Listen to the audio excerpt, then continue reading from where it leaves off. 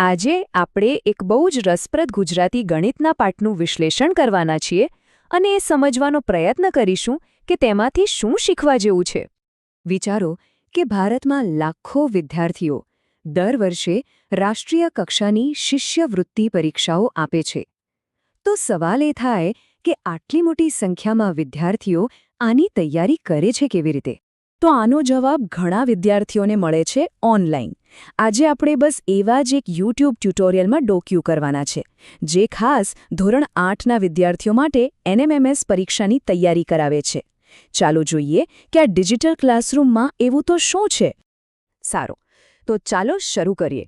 આપણો પહેલો વિભાગ છે સંખ્યાઓ સાથે વિચારવું. અને જુઓ, અહીં વાત ખાલી ગણતરીની નથી, પણ એનાથી પણ વધારે તર્કની છે. શિક્ષક શરૂઆત જ એક મસ્ત કોયડાથી કરે છે. સવાલ સીધો છે, એવી કઈ બે સંખ્યાઓ છે જેમનો ગુણાકાર કરો તો -15 આવે અને સરવાળો કરો તો +2?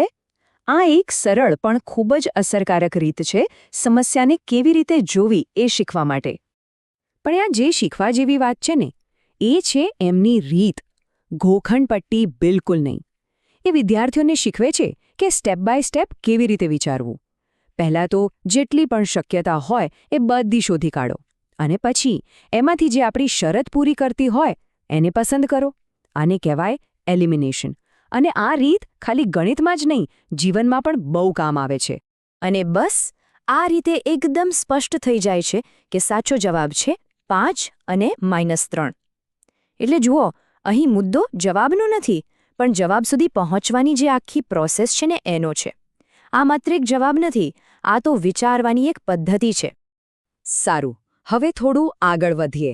અહીં એક બીજો તર્કનો પડકાર છે. સવાલ એ છે કે જો 9નો સંબંધ 730 સાથે હોય તો પછી 5નો સંબંધ કઈ સંખ્યા સાથે હશે? આ કોઈ સીધો દાખલો નથી. અહીં તો તર્ક લગાવવો પડશે. અને અહીં એ છુપાયેલો નિયમ સામે આવે છે. આ સંબંધ એક ગાણિતિક સૂત્ર પર આધારિત છે. જે પણ સંખ્યા હોય એનો ઘન કરો અને એમાં 1 ઉમેરો. જેમ કે 9નો ઘન એટલે 729 અને એમાં 1 ઉમેરો એટલે 730. બસ આટલું સમજાય એટલે આખો કોયડો સોલ્વ. તો હવે એ જ તર્કનો ઉપયોગ કરીએ. 5નો ઘન થાય 125 અને એમાં 1 ઉમેરીએ એટલે આપણને મળે 126. એકદમ સીધો અને સાચો જવાબ. ચાલો હવે સંખ્યાઓની દુનિયામાંથી બહાર આવીને આકારોની દુનિયામાં જઈએ. આ વિભાગમાં આપણે જોઈશું કે ભૂમિતિના પ્રશ્નોને ઉકેલવા માટે વિઝ્યુઅલાઇઝેશન એટલે કે મનમાં કલ્પના કરવી કેટલી જરૂરી છે. આ ટ્યુટોરિયલમાં ભૂમિતિનો એકદમ પાયાનો સવાલ પૂછવામાં આવ્યો છે કે જ્યારે બે સમાંતર રેખાઓને એક ત્રીજી રેખા છેદે તો કુલ કેટલા ખૂણા બને છે? આ સવાલ સીધો આપણી વિઝ્યુઅલ સમજને ચકાસે છે. અને જવાબ એકદમ સીધો સાદો 8. ખાલી આકૃતિ જુઓ અને ગણી લો. આનાથી ખબર પડે છે કે જો મનમાં ચિત્ર બનાવી શકાય તો ગમે તેવી અઘરી લાગતી સમસ્યા પણ કેટલી સહેલી બની જાય છે. હવે 2Dમાંથી આપણે જઈશું 3Dમાં, અને એ પણ એક એવી વસ્તુ સાથે જે આપણે બધાએ જોઈ છે, સાપસીડીનો પાસો. તો સવાલ એ છે કે એને કેટલા શિરોબિંદુઓ એટલે કે ખૂણા હોય છે. અહીં પણ શિક્ષકની રીત એ જ છે, વિઝ્યુઅલાઇઝેશન. બસ મનમાં પાસાની કલ્પના કરો અને ખૂણા ગણવાનું શરૂ કરો. 4 ઉપરની બાજુએ અને 4 નીચેની બાજુએ, એટલે કુલ થયા 8. કેટલો વ્યવહારુ અભિગમ છે નહીં? સારું, હવે આપણે આપણા ત્રીજા અને છેલ્લા વિષય પર આવીએ છીએ, અને એ છે સંભાવના એટલે કે પ્રોબેબિલિટી. અહીં આપણે તક અને અનિશ્ચિતતા પાછળનું ગણિત સમજવાનો પ્રયત્ન કરીશું. ફરીથી પાસો હાથમાં લઈએ.